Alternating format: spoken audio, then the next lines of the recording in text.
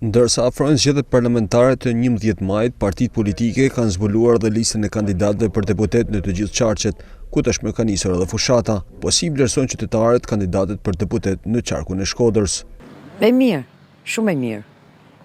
Edhe të PS-s, edhe të PD-s, për mua janë njësoj, sa të janë kandidatët, më kupto?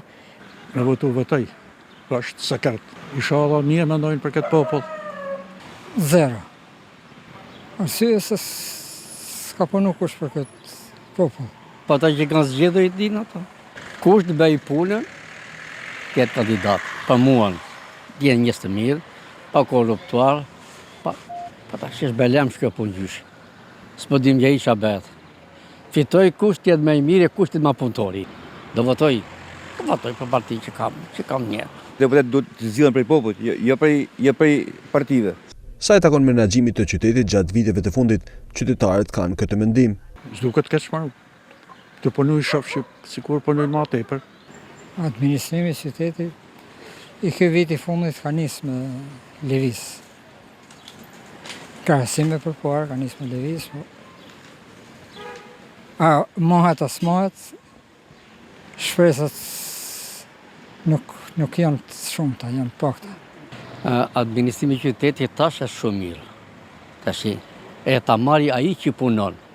Jo me parti, unë jam aty këtij. Ta marri ai që punon. Mua administrimi i qytetit tash më duket shumë. Po ecë, po punoj shumë. Inshallah ecën më mirë. Ne të vëçën pa, mirë. Shumë mirë. Po administrimi i mirë është i rregullt, unë për vete jam i kënaqur, s'kam një kërkesë madhe për të zgjidhur. Por këtu është mund rrugë, që më rrugë të mare diun. Edhe ky i bashkisë punon.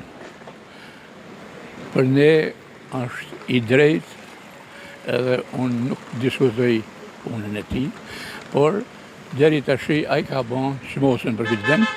Për herë të parë në historinë e zgjedhjeve në vendin tonë, në lista do përfshihen 2 kategori zgjedhësish. Në të parën futen zgjedhësit që jetojnë brenda vendit, ndërsa në të dytën janë ato që jetojnë jashtë vendit. Do të jenë rreth 17.000 qytetarë në qarkun e Shkodrës që jetojnë jashtë vendit që kanë të drejtë vote në zgjedhjet e 11 majit.